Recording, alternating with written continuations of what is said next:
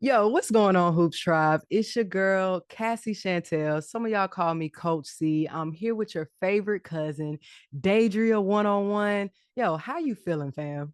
I'm feeling good. These preseason games have lived up to the hype and more. So, Yes. Yes, yes, yes. I'm so excited to get into all of that. It's been a crazy week for women's basketball. The A1s sold out not once, but twice. So shout out to Asia Wilson for that. We got Kirsten Bell crashing out on live. That gave us a lot of quotables. And we've gotten a chance to see every team in the W play at least once. And I don't know about you, but I am so excited for the regular season to start because preseason has been nuts. So we love to do this. We know you guys like to ask us questions. So I pulled some of the questions that you guys asked. And this one is from Carly Tibbs. She asked, which rookies do you think we should watch out for? How are the new coaches fitting in? Do you think players doing year-round ball leads to more injuries? I'm going to pass it to you first and then I'll chime in. all right. So, first, for the rookies that I think we need to watch out for, I'm going to start off with my team, right? We got to watch out for Sonia. We got to watch out for Kiki. Paige, definitely got to watch out for her. But I'm also liking Isaiah James and what she's bringing to Dallas. Let's see, what other rookies have we seen? Pow Pow, man. Pow Pow is just fitting right in. I love everything that she's been doing in Atlanta. So I think for me, those are some of the rookies that I would watch out for. I'm gonna Yeah. go same with the rookies. Te-Hina PaoPao is my favorite rookie right now. I'm a little biased because she's with Atlanta, and I got to represent for the home team. So Te-Hina PaoPao is my top, but then I'm gonna go Kiki Iriafen because I just feel like people are sleeping on Kiki, and I see the potential. And I think by mid-season, the conversation surrounding her is really going to change. And of course, all of the other notables that you name, like Sonia Citron, Paige Beckers, of course. But my top right now are Te-Hina PaoPao and Kiki Iriafen. Kiki's going to be a whole problem. Coming off the bench, she's going to be a problem for them. As for the new coaches fitting in, we said this before that a lot of the coaches are really going towards NBA style basketball, which includes positionless plays, meaning you're going to see more big shooting threes, and this is what we've been seeing so far. So I think they're fitting in fine. I like the systems that they're running so far. How Yeah. about you? I'd say the new coaches are fitting in great. I really love what I saw from Carl Smesko over the last couple of games. I love the ball movement. I do like the 3-point shooting. I also don't want us to live and die by the three. I felt like Ron Howard got into that a little bit with the game against Indiana Fever at home.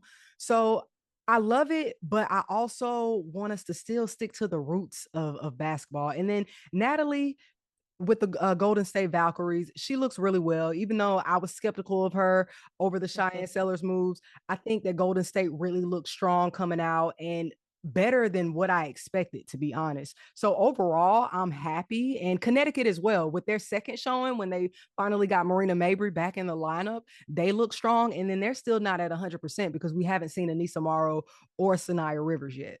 Or Diamond Shields too, because she's been out for them as well. Right. Um, for Connecticut though, I will say Marina is their glue.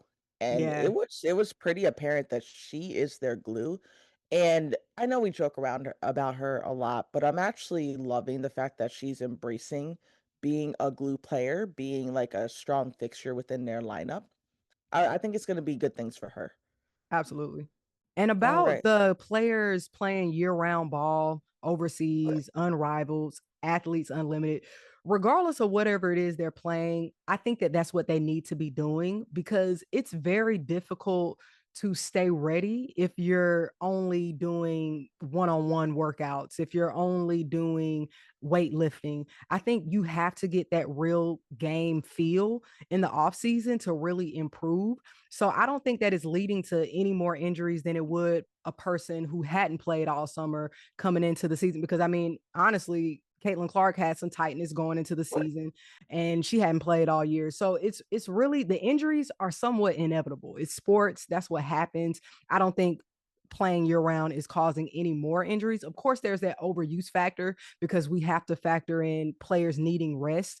But I think that overall, they're taking care of their bodies well enough. We did go through that period like of training camp where it felt like we were just getting injury after injury after injury. But it's just a part of the game, man. We can't really stop it. I don't at this point with the things that we know right now, we don't have a way of stopping it. Yeah, I completely agree. I mean, I don't necessarily think that players going overseas is the cause of this injury, or even players playing in unrivaled or AU hoops. Because how many years have we had players playing year round? I mean, K-Mac for her entire career has played year round, and she hasn't really dealt with many injuries.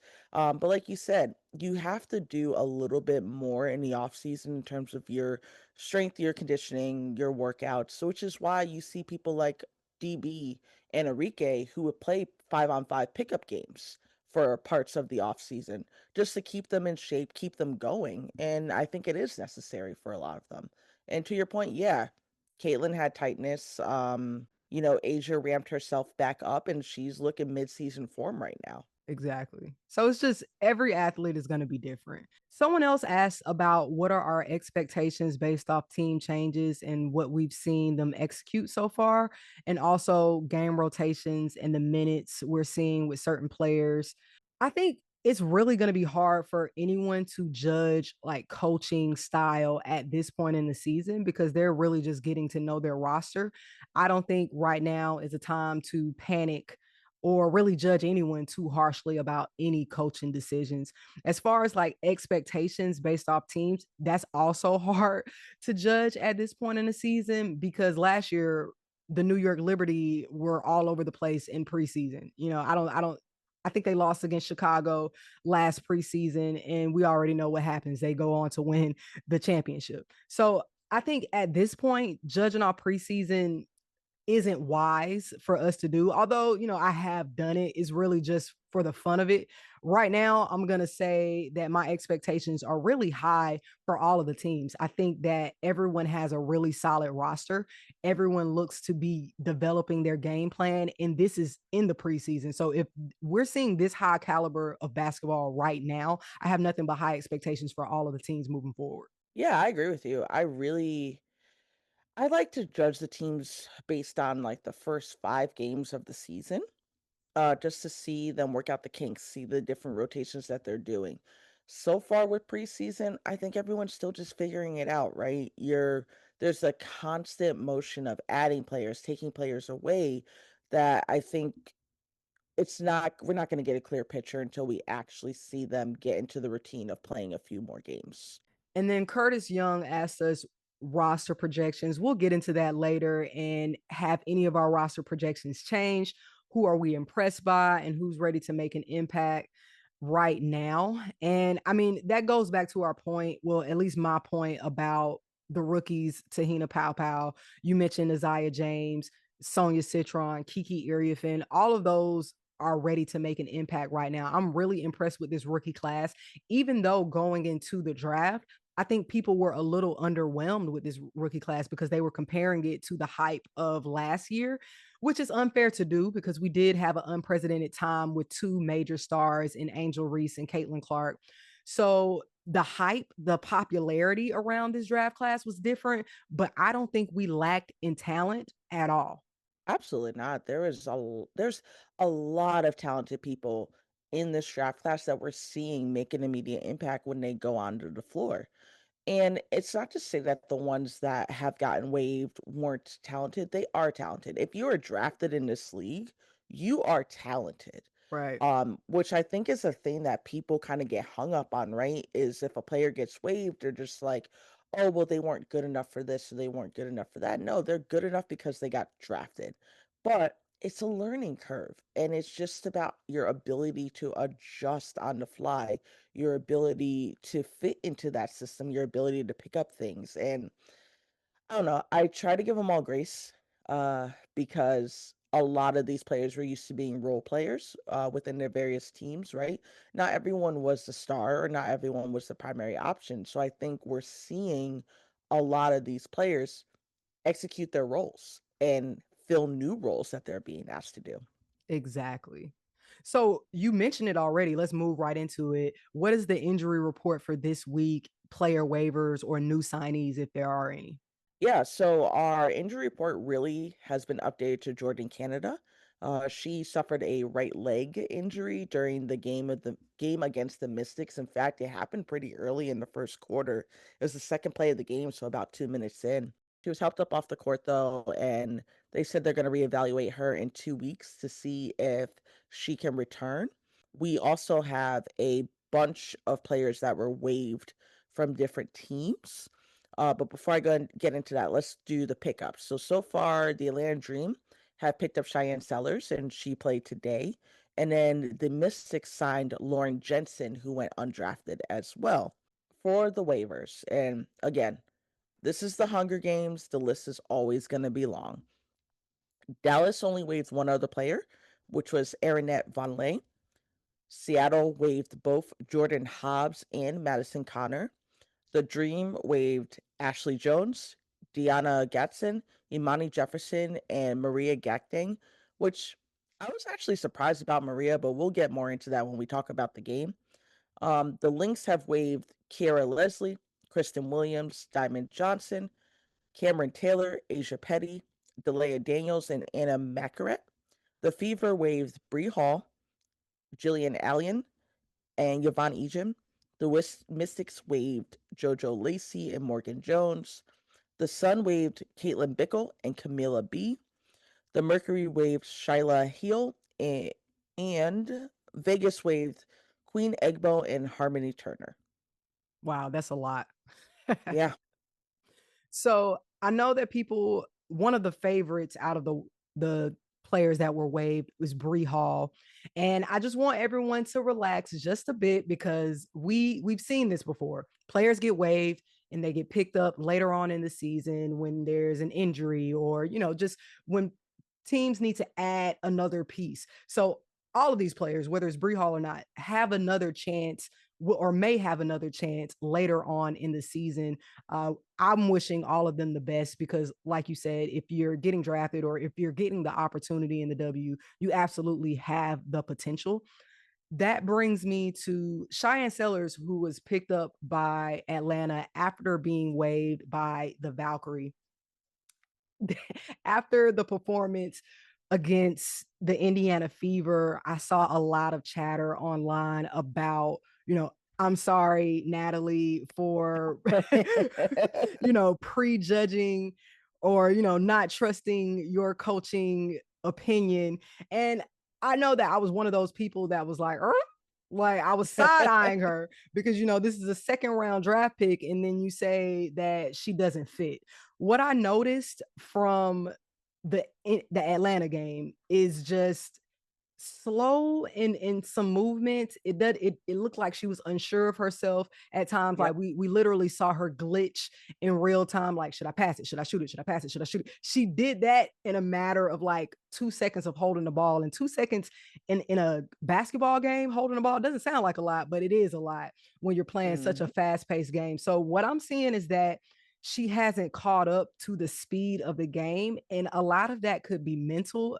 I'm pretty sure that most of it is mental, especially after being waived by another team and then coming on your second team. So I can't imagine how difficult that is and what kind of mental toll that is. So I'm giving her grace.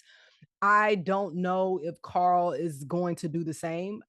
It is interesting that Ashley Jones was waived immediately after the game. I don't think they even got a chance to shower, and we got the notification that Ashley Jones was waived. So we didn't get the notification on Shyanne Sellers. She's only had one practice thus far with Atlanta.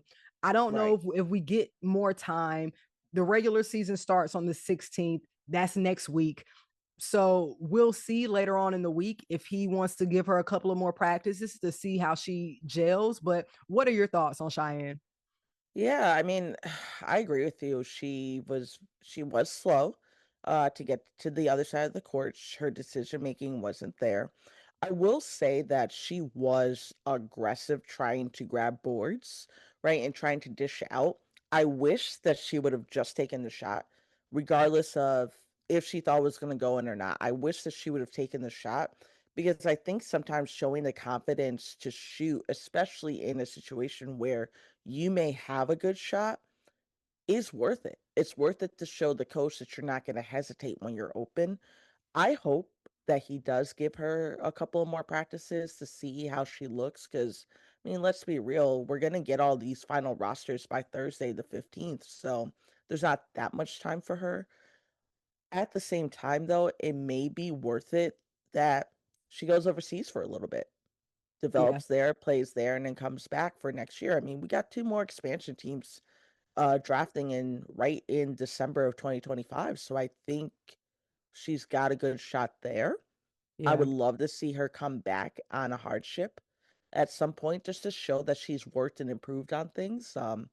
But that's the beauty of being in multiple camps, right? They get to see you. They know if you fit in the system. They may like you and bring you back. So there's always opportunities here. So I wish her the best. I truly, truly do. Absolutely. So while we're on that note, moving into the Valkyries, we got to see them against the Sparks. First thoughts for them is that they're a team full of 6 players across the league, and now they're getting their chance to shine as starters. And someone was offended when I called some of them garbage time players. And I want to clarify, garbage time is just a phrase that we use in basketball when a player comes in when a game is pretty much all already decided, whether that be a blowout in their favor or the other team's favor. It's just a part of the game that doesn't necessarily determine win or loss. And, we've seen that from Amir. She was one of those players with Atlanta. And while I don't think that that's what she should have been with Atlanta, she definitely proved her ability in the game against the Sparks. She was their leading scorer off of the bench with 20 big points.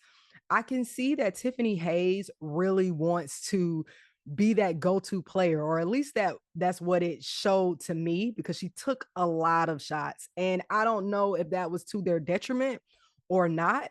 I think that they look much better as they worked in some of the bench players and got the ball moving. The ball moved a lot better when Hayes was not in the game. Kate Martin was also one of the players that chucked up a lot of shots, but she hit the right ones at the right moment. She wasn't a starter. And people were a little confused about that because she's like the face for the team at this point. But I think that she's just one of the more popular players in the W at this point. I mean, she had one of the top selling jerseys last season. And honestly, I'm glad that that's the case, even though she's a player coming off of the bench, because it sets the tone. Like, 6 players matter. Like, you don't have to be a starter to be important. And in fact, every single player that gets any kind of playing time is important to the team in one way or another. And I think that is the moral to Kate Martin's story. I really like what I saw from Mo Billings, from Kayla Thornton. They were strong. Timmy Fagbenle was strong defensively. Overall, just a really good output from the Valkyrie. How are you feeling about them? Yeah, they're gonna be a scrappy team that definitely is gonna go for those 50-50 balls, definitely gonna fight you on the boards. And they have a lot of intense defensive pressure, I noticed in the game too. Yeah, like you said, I think I go back and forth on Tip a lot because I do like Tip's style as a player. Um, but I think she was just trying to show that she can lead a franchise.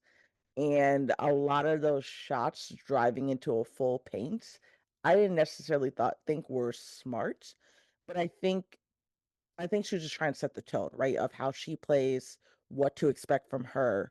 Um, I really was surprised that Kate didn't start.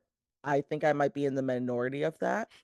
And and no hate, because someone already blocked me for saying that she wasn't going to start during the draft, Not you got but blocked. I did. I got blocked. I got blocked real quick when they were like, "You think she's gonna be a starter?" I was like, No, she's not," and they blocked me. I couldn't even like explain why, but from what I've seen of Kate through college career, through what she did with the Aces, she is one of those players that she gets open, she'll take her shots, but she's not necessarily like the person you expect to take a bunch of shots right away, or the person that's constantly going to have the ball in her hands. She's more of a distributor, right? She facilitates very well, but she's not necessarily going to call her own number and take her own shots a lot. So I didn't expect her to be in the starting lineup. I think that she could be a great spark off of the bench for them. I liked what she did with her minutes. I liked her aggressiveness. Um, Amir, he really, really impressed me as well. Which, you know what? Tanisha, right? Come to the front, because I'm mad that you wasted that lady's time last season and the last couple of seasons, because Atlanta really could have used her in a lot of moments last year. And I feel like her performance last year was indicative of her not being used much, right? Going over to Australia, I think really built her confidence, because what I saw over there is what I saw on the floor against the Sparks. She showed up and showed out. I will say also who impressed me, Linskins off the bench, as well as Van Loo. We're both Julie Van Loo lovers, right? Yes. I love everything about Van Loo. I love her energy. I love her intensity. I love what she was bringing. She was taking charges. She was, setting herself up. Um, Carla Late, her first game out, shooting may not necessarily have been there, but I think she's working her way back into the system. But I do like her speed and her quickness, which I think is going to be an advantage for the Valkyries. They have a lot of quick players. They They have a do. lot of players that are explosive, right? There's going to be a lot of drives. Also, I really, really, like you said, Thornton and Billings, they're solid. They're always going to be solid players, right? This is what we've seen of them throughout their career. They're the players that if you're down and you need quick buckets or you need quick deflections and steals, those are the players you're going to go to for that stuff. And so I thought that they were just playing like they normally do, showing out and showing up. I'm really interested to see, though, how they gel and what that looks like throughout the season, because I think a lot of people expected them to be in the bottom half. And granted, they still could be if they go up against a Minnesota, an Aces, or a Liberty team, which is going to happen. But I think they're going to be one of those teams on the cusp of playoffs. It's going to go either way. They're either going to make the playoffs or they're not. But I don't think that they're going to be one of the teams that's battling at the end of the season for the number one draft pick next year. I think that they I have agree with potential. that. Yeah, I think they're going to be in the bottom half, but I think they're going to be upper bottom. I think Yeah. they're going to be on the higher end of the bottom. I think that I'm interested to see how they work, because I don't see a standout offensive player there. I think that they're a team that are going to make the majority of their buckets off of hustle plays, so off of their defense and off of moving the ball around. I think that Tiffany Hayes is probably the most explosive player that they have going to the basket. She's able to get downhill pretty much when she wants to. She just has to be a little bit smarter on when she chooses to use that ability. But I think that they are going to end up being a good shooting team. They look like a pretty good shooting team in that debut. So I was excited about how they passed the ball. I'm excited to see how that continues as the season goes and the more reps that come in, because Julie Van Loo can really light it up. But moving into the Sparks, I was a little underwhelmed with the Sparks debut. I don't think they look that much different from how they did last season. And now they have a franchise player like Kelsey Plum. So, what are your thoughts on them? Yeah, so I was one of the people that wasn't necessarily jumping up and down saying that the Sparks were going to be a playoff contending team, because yeah, they added a point guard, and well, that's a debate if Kelsey actually Right. is a point guard, right? Because Exactly. I think she's a combo guard, but leans more towards shooting, being a Exactly. shooting guard. I don't necessarily think she's a true PG or necessarily a PG. I think she's a PG in the making, sure, but yeah, we'll have a few more passes. We'll probably have I can't even say less turnovers, because they certainly had a lot of turnovers during the game. Um, but they may end up ninth or 10th, maybe. I don't see them being a team that like makes playoffs and then heads to the semis. It's not what it's giving right now. It's giving, we're gonna patch this up and we're gonna have a season where we end with more than 8 wins this time. maybe they'll get 15 wins on the season, if that. Yeah, I That's see what I'm that. saying. Yeah, absolutely. I definitely agree with you on the Kelsey Plum take. I think that she's a shooting guard more than anything. She can consistently give you like maybe 5 to 6 assists a game, but they're not like the type of assist that you expect from like a Natasha Cloud or a Chelsea Gray, or she's not that kind of distributor. I think a lot of her assists comes from just running the offense, running what the coach has set for them. It's not necessarily much that she has created in that style. I am probably judging a little harshly, but Mercedes Russell, I don't know how I feel about that acquisition. I don't know if Yeah. she's giving them what they need in the post. And what I'm seeing, especially since Lee Yuru is gone, they really needed to do what they needed to do to keep Lee Yuru in Los Angeles, because I don't know. Mercedes is not going to be able to get them over the threshold. And this league has outstanding post players. Yeah. Yeah. Mercedes is Mercedes. I'm seeing the same thing I saw in Seattle from her. She's moving a little bit better, but not really being aggressive on the rebounds. I thought adding Emma Cannon would be a little bit better for them, but I don't see it. I don't see how this post play is working. I mean, Cam and Azare, they're going to be great, right? They're going to get them the rebounds. They're going to bang in the paint. They're going to stretch the floor like what Lynn Roberts wants. But I don't think you're going to get that from Mercedes and Emma, unfortunately. I wasn't impressed. I was not impressed at all. Right. And then Sanaya Fagan got her debut. And I was also not impressed with Sanaya. But when I said before Sanaya even came into the league, Sanaya needs to be paired with a veteran big. She needs to be paired with someone who's going to be able to really shape her into, because I don't know how much development, how much time teams even have to develop players. So the best way for you to develop is like iron sharpens iron type situation. She's not going to get that iron sharpens iron from Mercedes Russell or Emma Can. And that's no knock, but I would have liked to see her go somewhere else where she could have really got that experience. Yeah, I was on the Sanaya to the Aces or Sanaya to Chicago train. And the reason I was so heavily on that is because I think having Asia, having Angel, having Elizabeth Williams, I think those folks would have helped, right? I think those players would have poured into her, given her some insight, some thoughts. Even if she went to Phoenix and was with AT, like that would have been a good learning experience from her. Unfortunately, I thought she looked a little lost when she was on the court. Yeah. She did well to draw fouls with her body, but it just wasn't there, and I'm not sure if the sparks necessarily are the system that fits for her. Um, on the other hand, I liked some of Liatu King's minutes, but Yeah. she fouled too much. That was, something. My one negative about her, she just fouled way too much during that fourth quarter when she was in. But she was aggressive getting the boards. She attempted to block shots. I just don't see the Sparks keeping them versus the number nine pick. Yeah, the Sparks are going to have another struggle year, but Rakia Jackson is going to be fabulous. She started off really strong. And as soon as she gets 25 plus points, I'm going to buy her shoes from Skechers. I've already claimed that. So, Rakia, you are on the clock. As soon as you score more than 25 points this year, I'm buying your shoe. And that is that. I'm wishing a most improved award for Rakia Jackson this season. I think that she's hungry.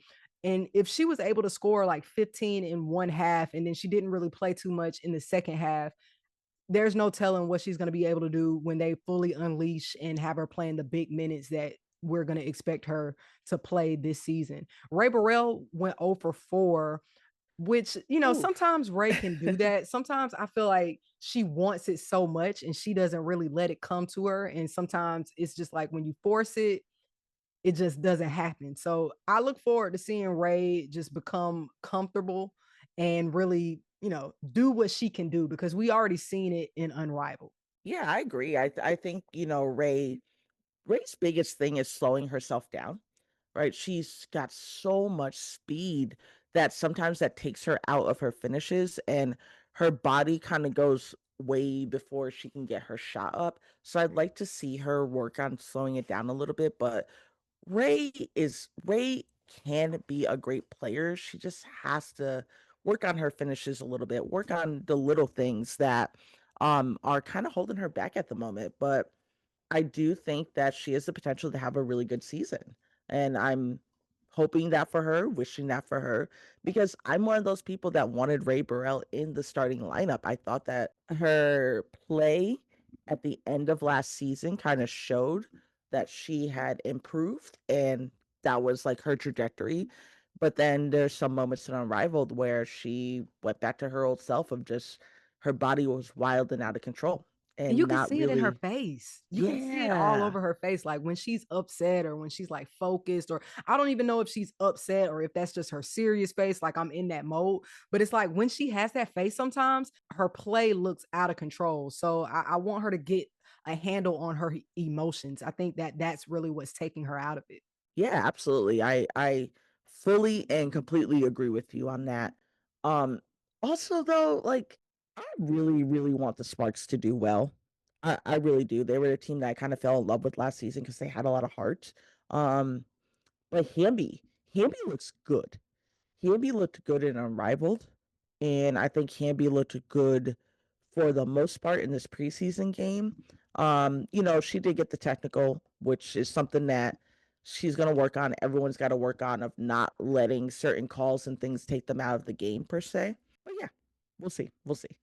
So moving right along, we've seen Atlanta play twice now. We've also seen the Mystics. What are your feelings? What are your highlights of this Atlanta Dream Team? Yeah, let's just get right into it. So I wasn't sure how the spacing on the floor would work with Bree Jones and BG. I think I think their spacing was good. I think that they looked like a well-oiled machine for a lot of the plays. There was good ball movement. They definitely stretched the floor. I think Atlanta is going to be, as I said before, Atlanta is going to be a problem for teams, and folks are sleeping on them. They're going to be good. Just within these last two games, their three-point shooting has been a lot better. I just hope that they don't end up being a team that lives and dies by the three. But I do like that. I like what I'm seeing. I like their defensive intensity. I like I like how they're running the floor. With the Mystics, their pace is good. Their defense is good. One thing I notice is when they get sped up, they're off their game. So cleaning up the little things to get them back on their game to keep them with their pace. I do like how almost everyone in the Mystics stepped up. And I think they're going to be a team that if they lose, it's not going to be by a lot. They're going to lose by 10 points or less, unless they have, half the team out. But what about you? What'd you see? What'd you like from them? I was always a fan of the BG, BJ, like togetherness. Like I like them as a unit. I love that high low combination. I think that Brittany Griner is going to have her best season in Atlanta. Like I've said it before, I will continue saying it until she just proves me wrong. But I really think that she's going to have a really strong season. She looks really happy. And what Yeah. I like the most about this Atlanta team is they're probably that one of the happiest teams in the league right now. Like I used to give that to the Aces, like the Aces. I think they're like right neck and neck because the Aces also look like they're still having a lot of fun, even though we broke up that core just a little bit when that trade happened with Kelsey Plum to the Sparks. But bringing in Jewel Lloyd was still strong. I think it's the same thing with Ryan Howard, Alicia Gray, Nas Hillman, Brittany. It's just like everybody is gelling. Atlanta just had a cookout with the membership group, and it's just family. And when you are having fun and playing the game that you love, it really just elevates everything. And Brittany already had a beautiful stroke. Like her shot is money. And to Facts. see it from the 3-point line is like, oh my gosh, it's kind of money every time. It's like when she shoots, I feel like it's going in. And you don't feel like that about every player, especially a post player that's pretty new. Like this is unfamiliar territory to a certain extent. So if they can get that going, I still want to see them work her more in the post just a little bit. We only got to see her a glimpse in these last two preseason games. She's been resting, which I think is smart.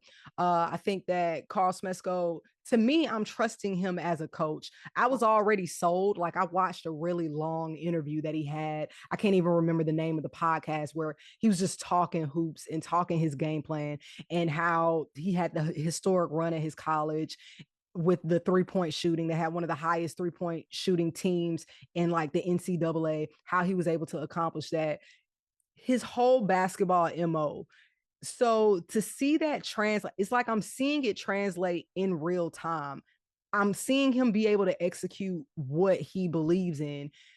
I still want to see some banging in the post, but I'm like I'm sold. Like I'm ready. I got my Atlanta Dream jersey. Like I'm ready to clock in. Like, I think that this is the most excited I've been about an Atlanta team since Michael Vick, and I think that we have the opportunity to go really far right now. I think that Ryan Howard is going to get her groove.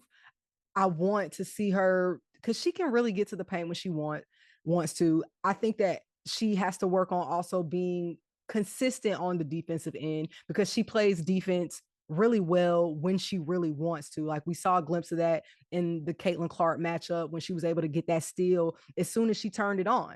So everybody is just, I think at their best right now. So I have really, really high hopes for Atlanta.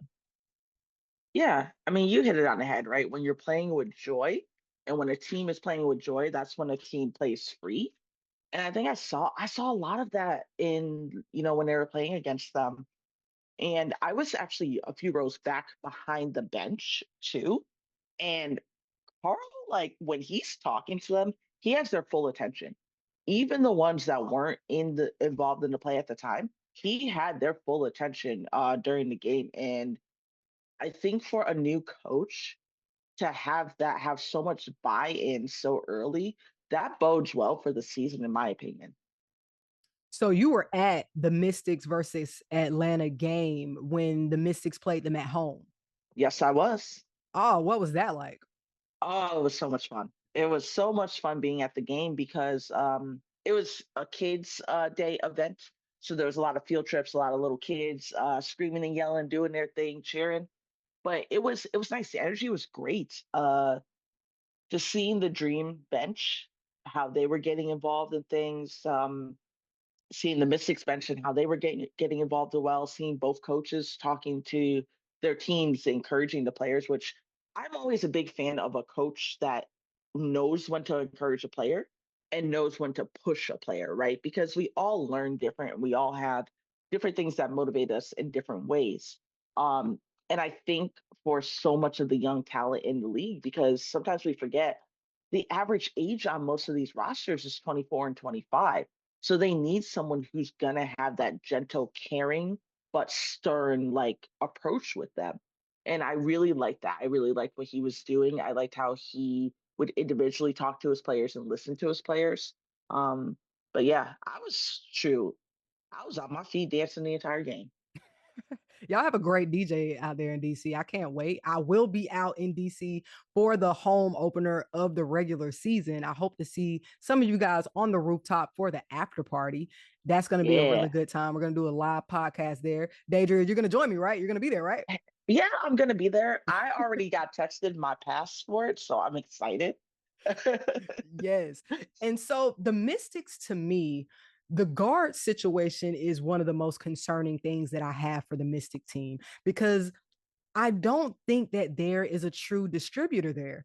And with the youth in the team, that is also a part of it, right? Because the distributor that they want or seem to want is Jade Melbourne. And I don't think that she's there yet to be the primary distributor because I think that Brittany Sykes is more of she's a combo guard.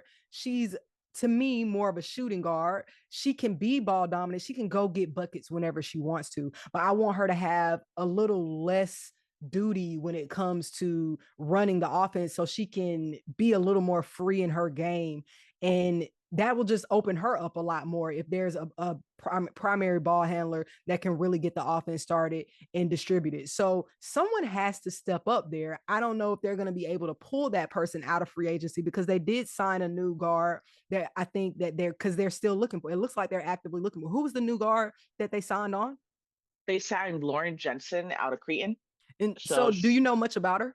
so yeah, she averaged 14.2 points, 3.4 rebounds, 2.7 assists on 44.3% shooting. Her highest assist total was last season, which was 3.7, her highest average that she had. I 3.7. Yeah, So I don't I I know. don't know if that's going to do anything. And then they were playing in the Big East, which in my opinion isn't the strongest conference that you can be playing in to really gauge that. So yeah, to me, I think the problem this season for the Mystics is going to be getting their offense going, and that is going to be the problem of the point guard, and they're going to have to do a lot of learning on the fly.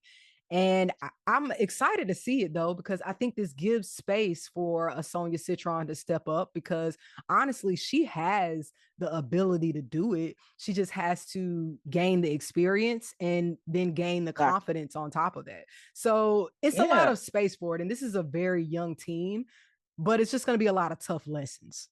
And we've seen a little bit of what Sonia can do in terms of facilitating and distributing just over the past couple of games, right? She had a very good high-low look to Kiki.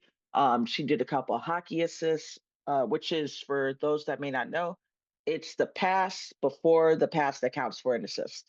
They need to That's what a start hockey counting assist that. They is. just need to make that a stat Yes. in basketball. Exactly. But yeah, I do think that Sonia Citron has that ability.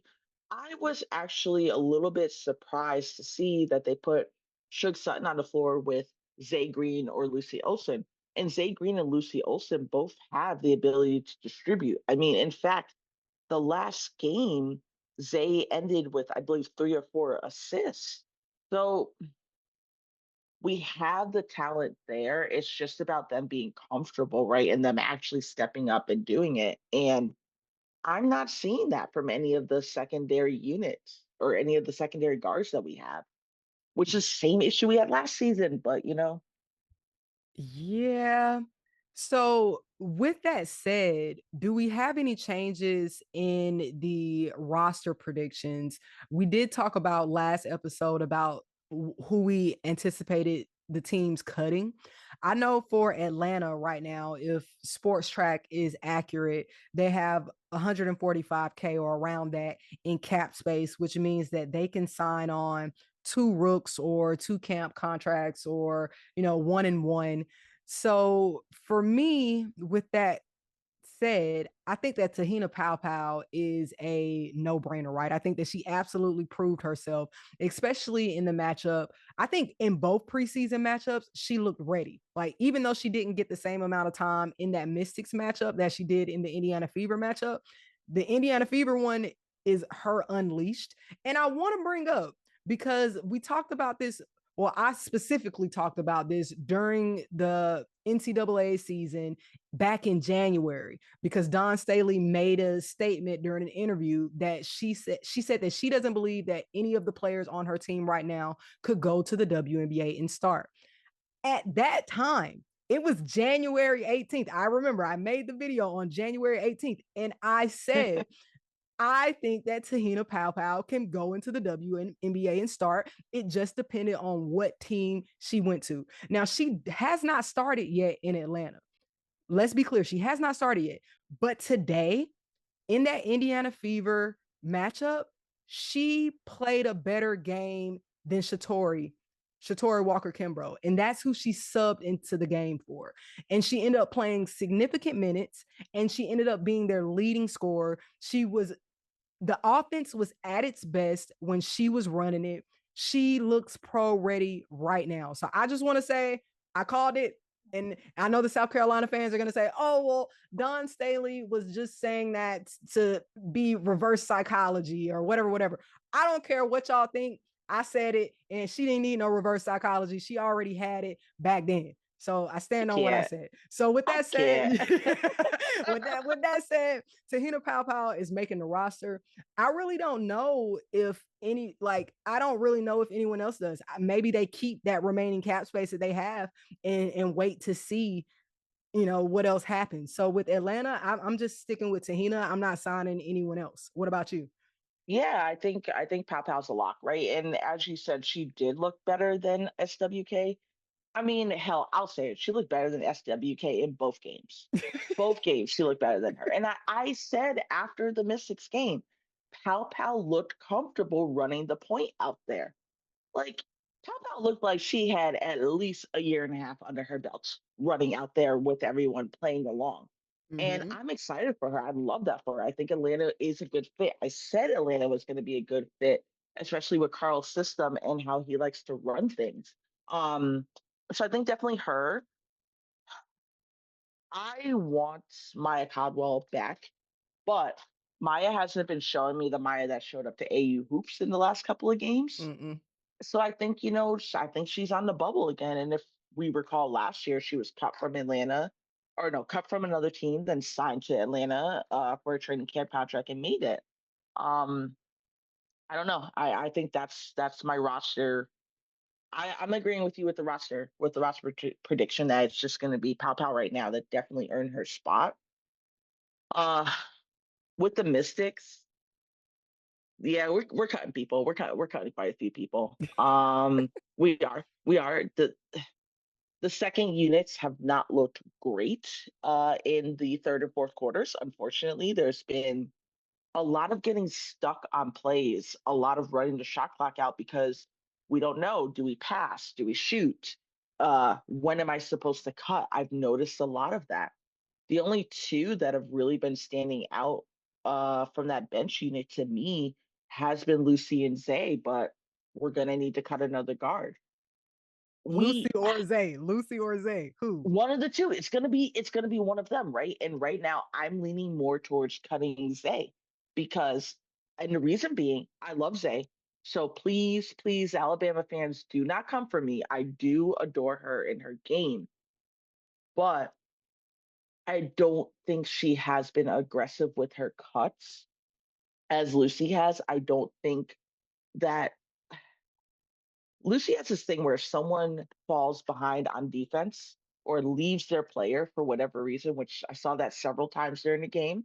Not going to name who did it, but she popped in, right? She went to close out on that shooter. She went to take the space away from her, which I think is valuable on teams because we've seen so many times where someone will lose their defender and that's an open lane to the basket or that's an open lane, open shot on the perimeter.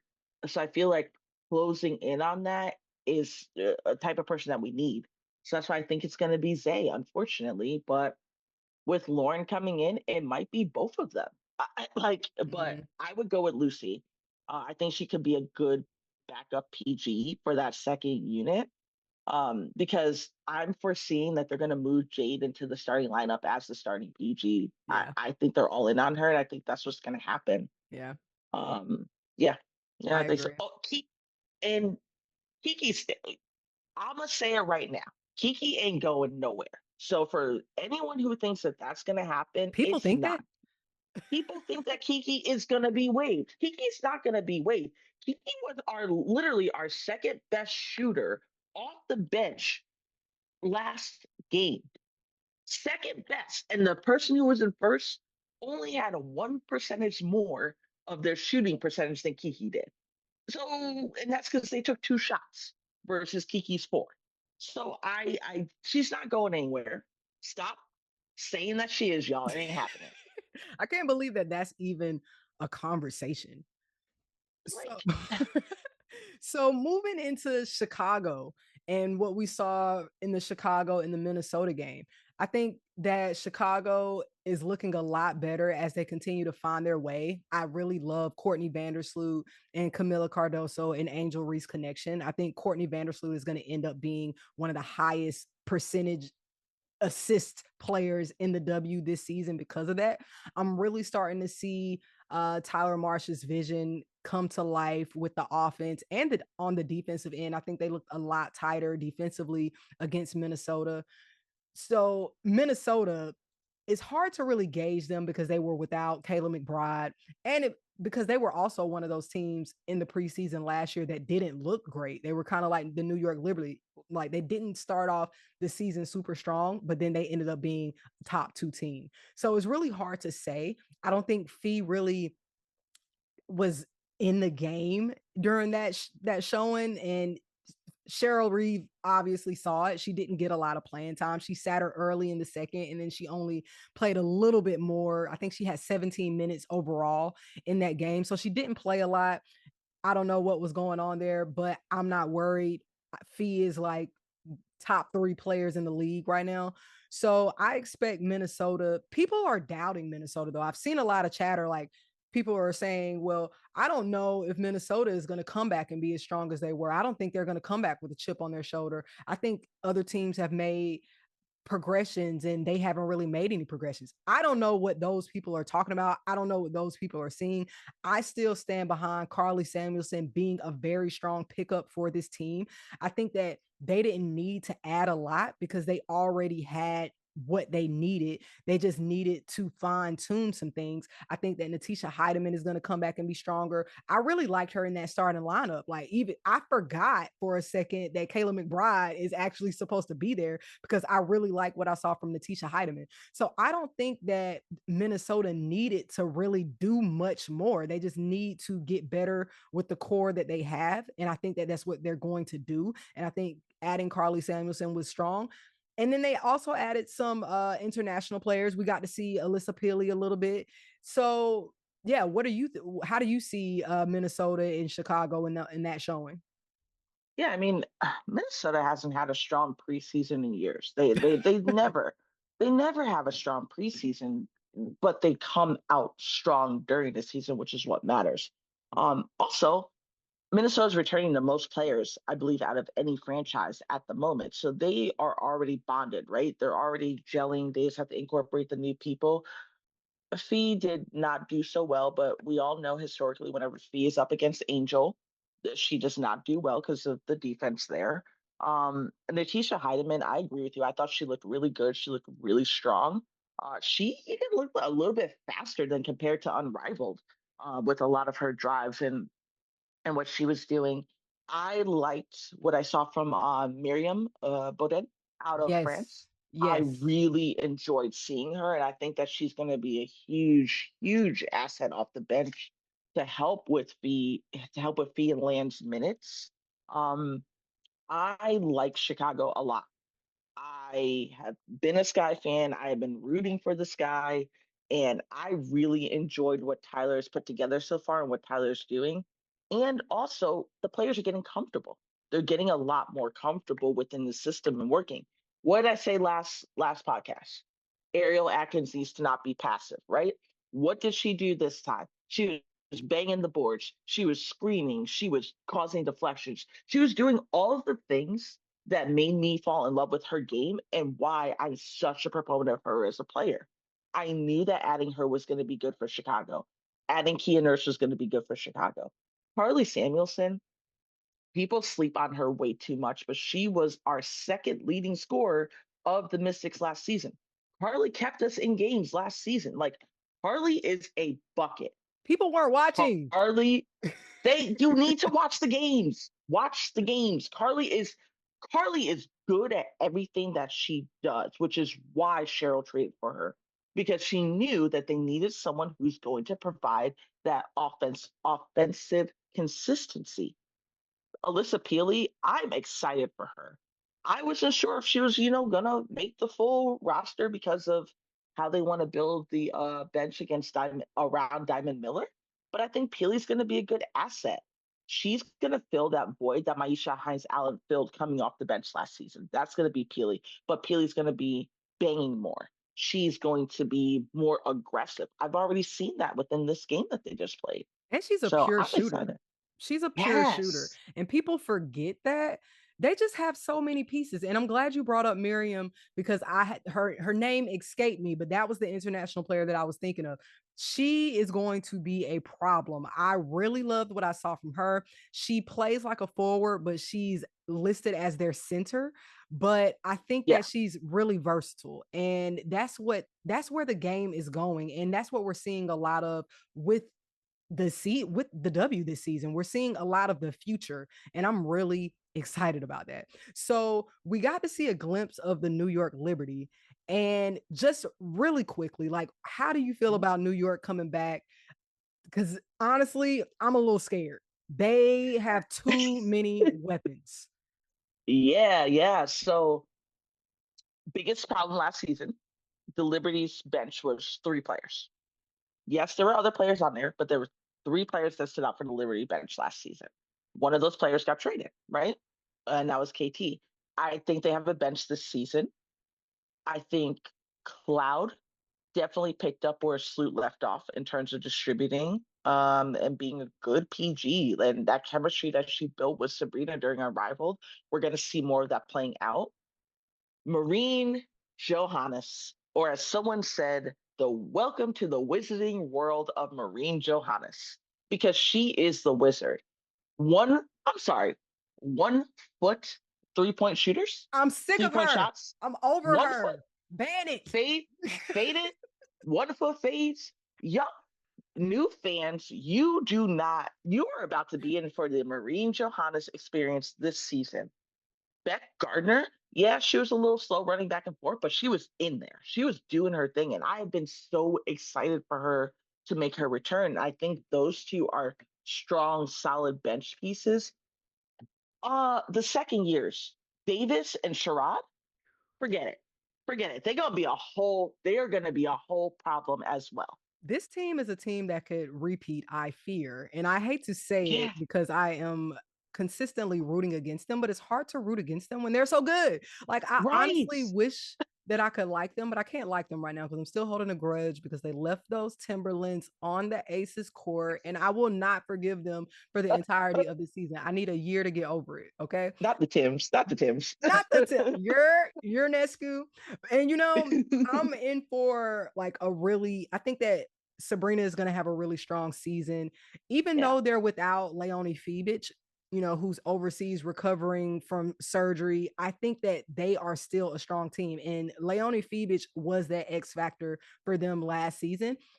yep. Johannes is going to be that for them this season. And it's just I'm over it. I'm I mean, upset. when we go back to the 2022-2023 season, when the Aces won their second championship, who was the one that led the Liberty to winning that one game? Courtney Vandersloot and Marine Johannes. Those were the players that kept them in it. So yeah, I was on the bandwagon of them not repeating, but now shoot, I might eat my words. We'll see. I still hope that they don't repeat because I'm sorry, I'm on Courtney's daddy's side with the Courtney's daddy versus the Ellie beef that we got on here. I'm on Courtney's daddy's side. I'm sorry. I did not know Courtney's dad was beefing with Ellie. Yup, that was the one beef that no one saw coming. Speaking of Ellie, she got a BBL or something. I don't know if this is the same. Man, I also don't even know if this is the same person in the suit. It's not giving Ellie from last season. I'm sorry. I don't know what's going on there. it's given Ellie did too much during the off season and now Ellie's tired. That's what it's given. Ellie is tired. Ellie they got no energy. And I do think it's a different person. I think there's like two or three people actually that rotate between that Uh, that character. so we just got preseason Ellie. That's what it is. We got preseason still trying to figure it out, Ellie. Yeah, because they wasn't moving the same. Sis was a little Mm-mm. stiff. I'm not gonna Mm-hmm. hold you. She was a little stiff, but I still love Ellie Down, still the best mascot in the league. All the other teams need to take heed to the energy that New York brings to their games. I'm very excited. I will be in New York in July as a part of my WNBA tour. So, Nice. all the Hoop Tribe fans, make sure y'all tap in for that. Now, the last thing before we wrap is there was chatter around the internet, and there's been chatter, I feel like, for the last 2 years with some of these players about who should be on a team, what does it take to stay on a roster? People are calling for Kirsten Bell, because they want the Aces to have a stronger bench. People talk about Caitlin Chen. Did she deserve to, make the WNBA with her stats? People also said the same thing about Nika Mule.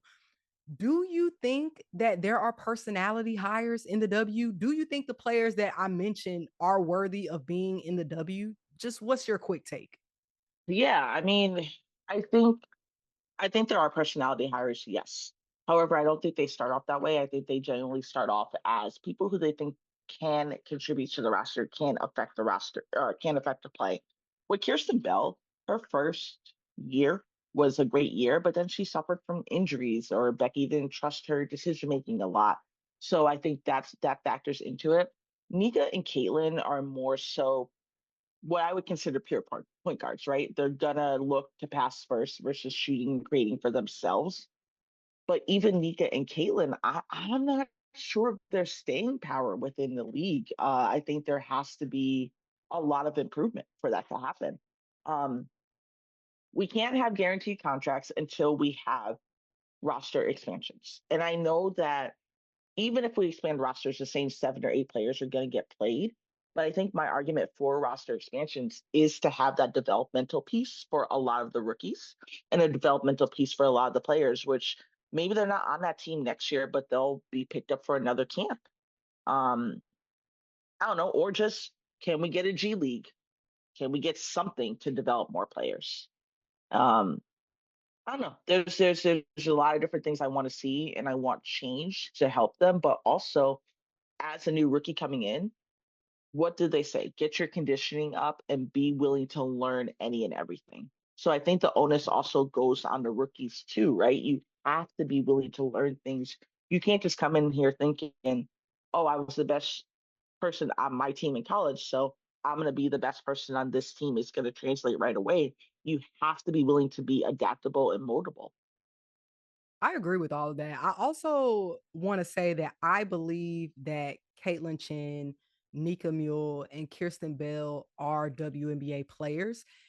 And I believe that because the game of basketball has different type of personalities that come together to make a successful team.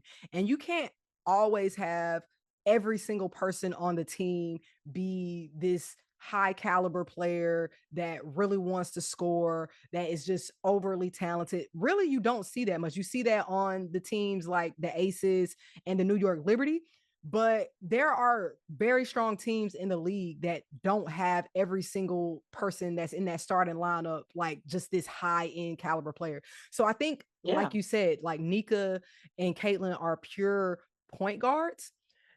Now, I think that they are popular, and that is just because of the time and the era that they're in. Like they're in the era of social media, and we've gotten a chance to really get to know them through that space. And it was kind of similar to Kate Martin because like we grew to love Kate Martin, and we grew to love Kate Martin's personality and her story right. even more than her game because she didn't get that significant of playing time in her rookie season, but she still had one of the highest selling jerseys. So I think it's a bit Yeah, of everything. And I think all of those things are important to professional sports because it's marketing and it's a business at the end of the day. So a part of it is personality, but then it's yeah, also those people still have the ability to play. They still deserve to be where they are. And I think that, some people are like, well, we shouldn't criticize because there was a lot of backlash with Kirsten Bell. I go back to Kirsten because she had this moment where she was on live and she was addressing fans who were talking about, she shouldn't be on the roster. And I think that, that comes with the territory of being a professional player.